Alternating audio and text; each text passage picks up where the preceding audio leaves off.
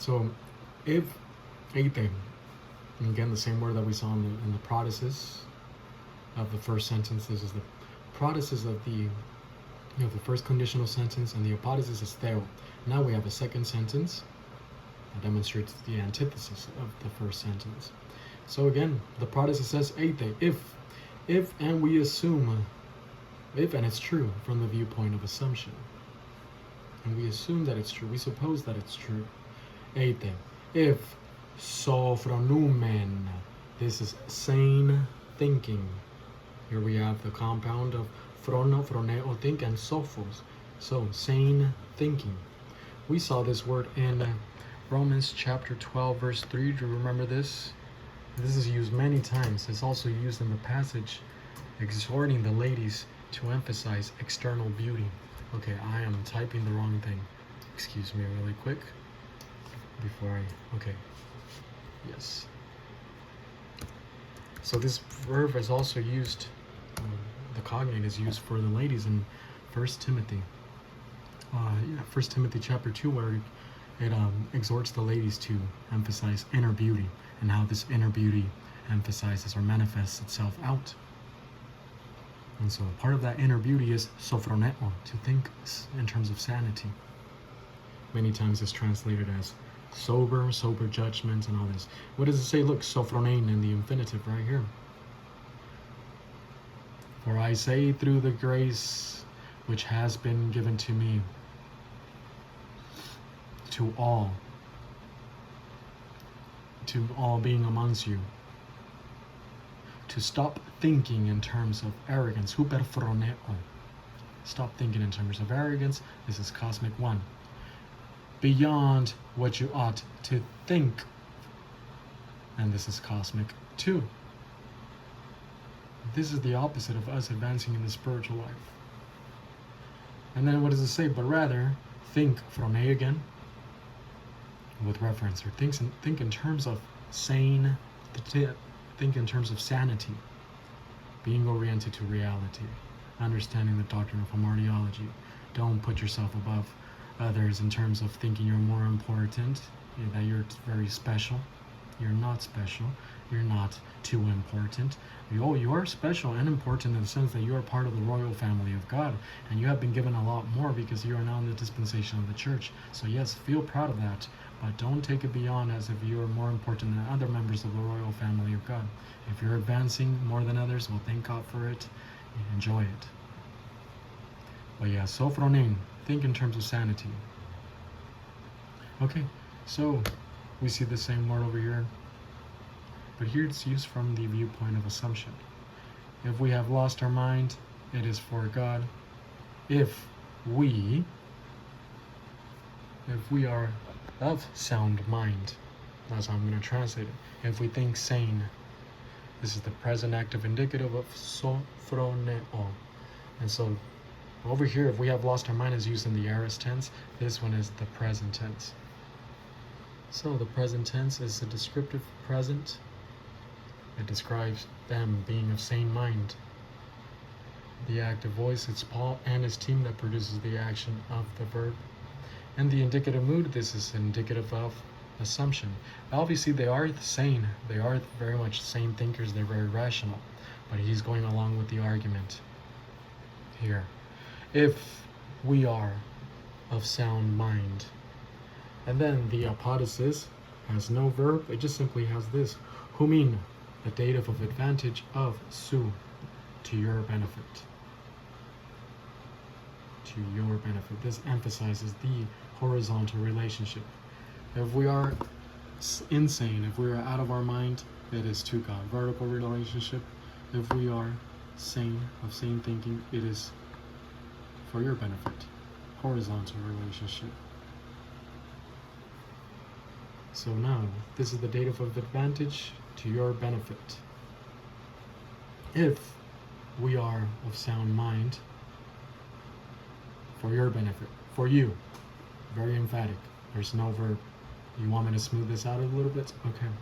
We're going to bring sophroneo, we're going to bring it over here in the apodosis. The same construction, the present active indicative, we bring it over here repeat it, and so it's going to be something like this. If we are of sound mind, we are of sound mind for your benefit, for you. Do you want it emphatically, Paul? Yes. All right, here we go. If we are of sound mind, for you. If we have lost our mind, for God. If we are of sound mind, for you. And so that's what we have right here. They are very much of sound mind. You have to be very sensitive towards people's feelings, people's needs, especially if you're going to be put in the front lines like Paul is. The 4 laws of Christian behavior demands for you to be sensitive about people's level of spiritual growth, of people's weaknesses as well, very much. The laws of Christian behavior, first of all, is the law of freedom. We went over this in 1 Corinthians. The law of freedom. The law of freedom says that you pretty much have the freedom to do anything that you want. You don't have to worry about any taboos. You don't have to worry about, you drinking a little bit of alcohol here and there, smoking a cigarette. You don't have to worry about the taboos of you going to the temple and buying from that food that's sacrificed to the idol. You understand that an idol is nothing, and therefore you eat from the food freely. You give thanks to God and you eat freely. But this can be a stumbling block for those who are baby Christians, those who are barely starting, and they look up to you for counsel, for wisdom. They see your spiritual advance, and obviously they're going to see you as a model. But if they see you coming out of the temple with that meat, them who used to partake in those temple functions, they're going to be inclined to do the same thing. But they do not have the doctrine yet to be able to do that without falling into a guilt complex. And once they do, they fall into the guilt complex, and that is also known as the conscience defiled. The guilt complex is a sin. Once they have that guilt complex, they are in danger of backsliding, falling, also known as the sin of the stumbling block. Therefore, you, as a much advanced Christian, you need to apply the law of love. So this has to get overridden by the law of love. The law of love means that you keep into account, you consider his spiritual growth of the baby Christian. You understand that they do not have enough doctrine for them to be able to drink here, to smoke a cigarette if you consume tobacco, whatever it is, to consume from that temple. And I don't know, maybe you were invited into a party and you walk into a Catholic church. And someone who has weak faith says, "Oh, Catholics, they will do this and do that," and they might see that as a stumbling block. I don't know. You have to this is between you and God. You have to know the circumstances. So that's the law of love directed towards weak believers. The law of freedom is directed towards yourself. You have the freedom to do anything, pretty much, as long as you don't sin. And if you do sin, make sure you use 1 John 1:9. There's also a law directed towards unbelievers. And that one is the law of expediency.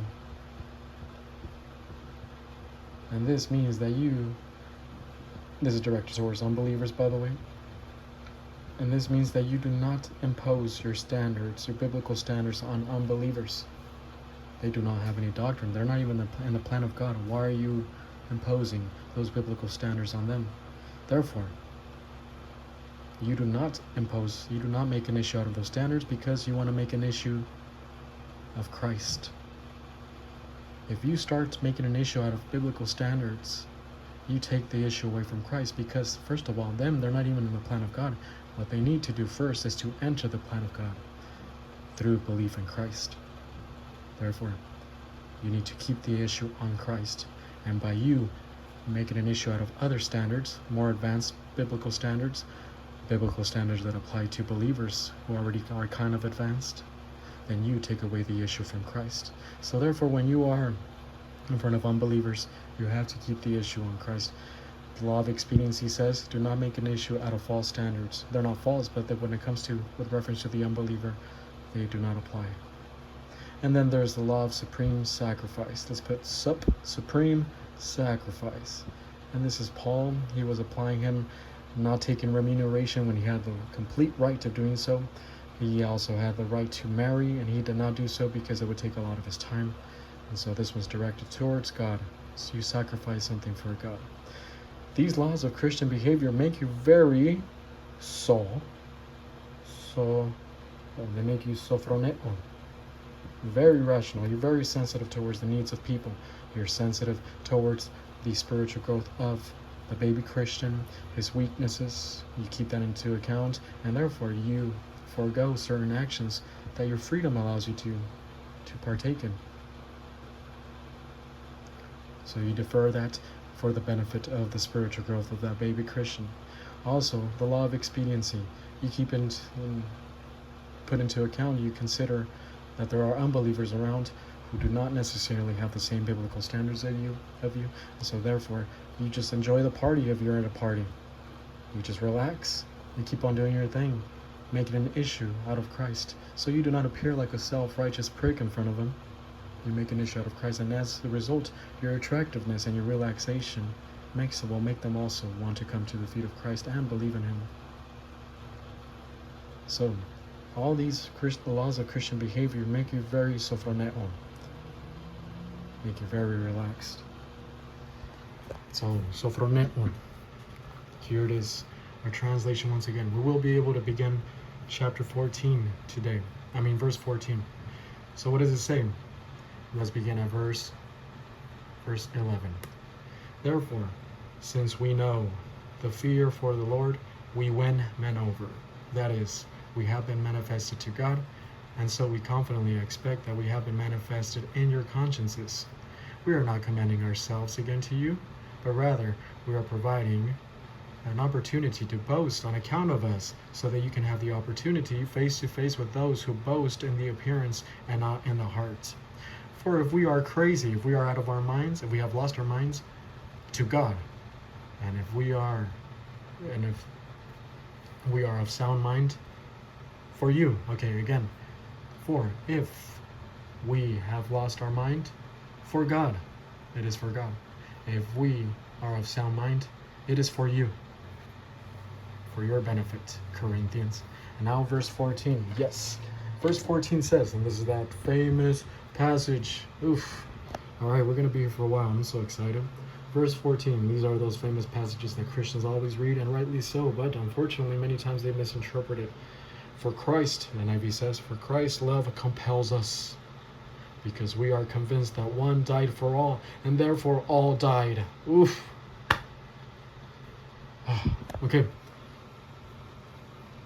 Lovely. Post-positive God. This is causal, because he's about to talk about the love of Christ or for Christ is the question. Are we going to be able to tackle this today?